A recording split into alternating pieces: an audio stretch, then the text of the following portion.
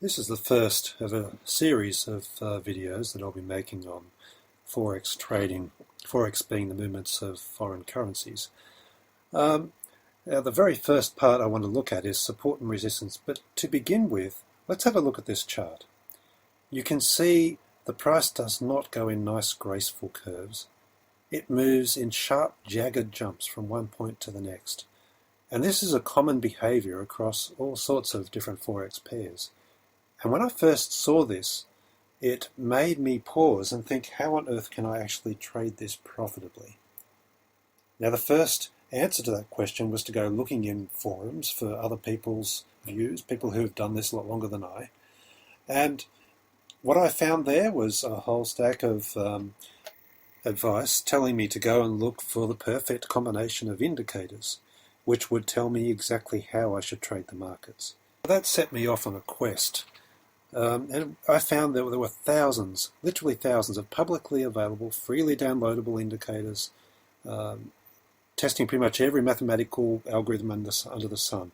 And here's some of the combinations of things I came up with to try and develop a successful Forex trading system. With each of these, I try and come up with rules saying, well, when this indicator is showing this and that indicator is showing that, then I hope for a long trade or a short trade. And the rest of the time I'll ignore the market. So I'm trying to just basically pick out high probability areas that the indicators would help me identify and use those to enter trades. It wasn't just my own imagination coming up with them. I would then go into long back tests over many years of Forex data to verify before I actually tried to take this live and see whether or not the systems actually held water. And I came up with idea after idea after idea over many, many months, which then turned into over a year of laborious research. This is how the kind of indicators that a lot of people start off with. They're more traditional. You have moving averages. You have a few oscillators such as RSI, stochastic. Down here we've got the MACD. These are what a lot of people will start out with. And the basic philosophy is you would trade long if the moving averages crossed over upwards, or short if they crossed over downwards. The RSI shows you things like divergence, which I'll look at in a minute. Stochastic looks at overbought and oversold conditions, the idea being when it's heavily overbought or oversold. As you can see in these peaks and valleys, the market's likely to reverse the other way, so you'd enter in short or long when it gets too high or low. And the MACD gives you an idea of the general trend of the market. That's the basic thinking behind these indicators, and the thought is that you could combine them together. But the trouble is, none of them work all the time. There are periods when they don't work all the time. I'm sure you can see overbought and oversold conditions on the stochastic there, where it didn't respond with a nice move the wrong direction. Now I'm looking at divergence. Here I've drawn a trend line on the RSI where it's dropping while at the same time the price was rising. And if you'd seen that and thought, yes, go short, you would have been rewarded with a lovely drop there. However, there are times when divergence doesn't work either. And here we see the RSI dropping, thinking, okay, the market's going to drop, and if you've gone short based on that, you would have been rewarded with not much of a drop at all. Even though the price was rising, exactly the same signal as the later one, which did work, in this one it didn't work. To go further with the divergence idea, when the market's ranging sideways, there was no divergence at all to give us any clue of which way it was going to break out. And some of the points like there was no divergence to tell us it was about to rise. Or here there was no divergence to tell us it was about to fall from there. So the basic point is, with each of these indicators, they lag what the price is doing, and some of them that try and predict where the price is going to go get it wrong as often as they get it right. So which leads you to the inevitable conclusion, which took me a long time to reach, which I'm ashamed to say, of what use are these indicators at all? Aren't we better off just looking at the very data that actually is used to create these indicators, every single one of them, and that is the price itself? If mathematical algorithms can be created off the price, why can't we use our own intelligence and what our own eyes tell us to do our own analysis of the price action and enter trades on that basis? And that is where I started to look at the whole concept of what's called naked chart trading, a chart devoid entirely of indicators, with only indications on the chart that you yourself have drawn using your own intelligence and your own logic and your own reasoning as a human being. Well, I don't want to trade like a machine, just blindly following rules and hoping that it works. I want to trade as a thinking person using my own brain to reason what the markets are doing and to do it successfully. To me, that would be far more satisfying. Now, down the bottom of this chart, I've got tick volume, which I'll look at much later. And here you can see the price action going up and down. Looking in closely, I've got the candles coloured nice and clear so I can see what each of them are doing. The chart is entirely free of clutter. This is basically what the price is doing week after week, because this is a weekly chart.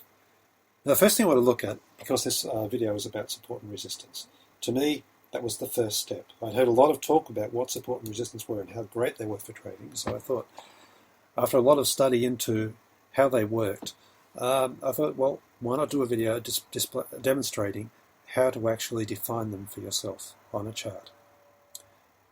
The first step is to zoom right out to a long time frame like this, weekly, so I can see historical highs and lows. If I don't do that, then I don't know when the price might be approaching one of those historical areas, and I might be surprised by what the price then does. And I don't want to be surprised. I want to be in control and understanding why the market is reacting the way it is. This particular charting tool is CTrader, which I prefer to MetaTrader, but you can use MetaTrader. Now, the first step I'm doing is I'm choosing the rectangle tool, and I've chosen the very highest point off which the price reacted and drawing a box. First thing to note here, that these support and resistance zones are zones. They're approximate. They're not just a single line at which taken from the high or low at which the price reversed.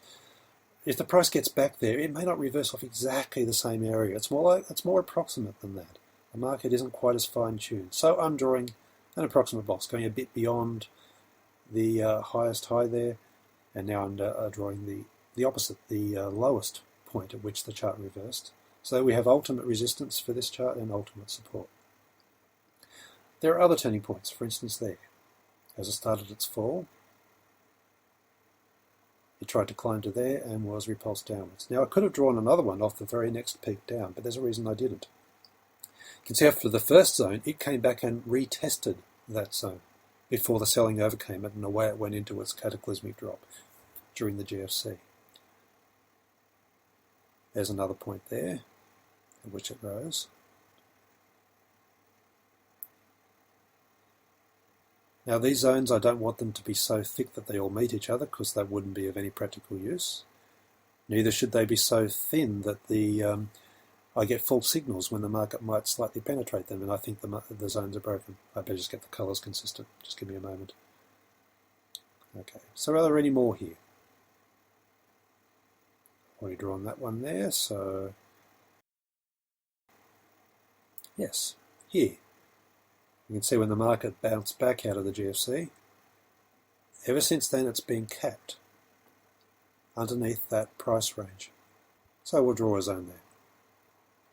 Let's look further back. Did the price really originate there where it bounced back up to it? How about if I drag it right back here? Look, you can see well before the GFC it bounced off that similar price level. And it's close enough that I can say, well, it was support here, then during the GFC it plummeted sharply through, and that is key, and then came back and retested it from the other side, and now it's acting as resistance. And this is a very, very common pattern in Forex charts. An area that was once support turns resistance, or vice versa. And sometimes these zones can last for year after year after year, swapping sides regularly, but you can often expect decent bounces off them each time it returns. Now this particular area here, you can see the zone there underneath. I could have drawn a box there, but it would have been invalidated there because the market zigzagged up and down through it, as if it was erasing it. At the top there could be another small zone, and maybe the daily chart will make it clearer whether I should draw one there or not. But basically, when these zones are broken, we want it to be broken nice and cleanly like that one was in the GFC. Here's another example of such a zone, cleanly broken in the GFC. If the price returns to there, I might expect a good selling reaction off it. Are there more? Well, yes, there was a nice bounce during the GFC drop. It could be, when the price comes back to that, there is heavy selling waiting there for it. One last one.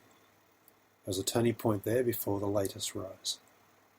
So there on my weekly chart, I've been able to pretty quickly and easily identify key areas where the price in the past has turned, sometimes multiple times, sometimes just once or twice. And this is traditional support and resistance. The aim, therefore, would be, in theory, that when the price approaches one of these zones, we look for keys as to whether or not we should enter a trade bouncing off that zone. And this is the first step in coming to grips with Forex markets by doing analysis. Let's just move in to the daily chart. And remember, I was talking about the potential for a zone around these areas here. And you can see, yes, the price did move up above an area that was acting as resistance, and I'll just draw it from there to keep it neat. And once it's broken through, it does seem to have acted as support. So that's worth drawing in. And here's another one. Support there and resistance there. If the price drops back to that, it could be that it will act as support again. All this is doing is informing us ahead of time from what the market has done in the past, so when the price returns to those areas, we can look out and see whether or not it wants to reverse off them and therefore give us a trade, a high probability trade. Well, that's the start of my series. There are more examples of support and resistance, in particular Sam Seiden's supply and demand zones, which I'll look at in the next video. And from there I'll move to trend lines and then to traditional chart patterns and then start looking at some actual trade setups. What I suggest you do next is open an empty chart of your own. By empty I mean devoid of indicators, and start practicing drawing these zones for yourself. This particular one I've been working with is the weekly and daily chart of the pound versus the US dollar. See if you can open your own charts and get practice at doing this. It really doesn't take long, following these simple rules, to be able to come up with good support and resistance zones of your own. Thank you, and I'll see you next time.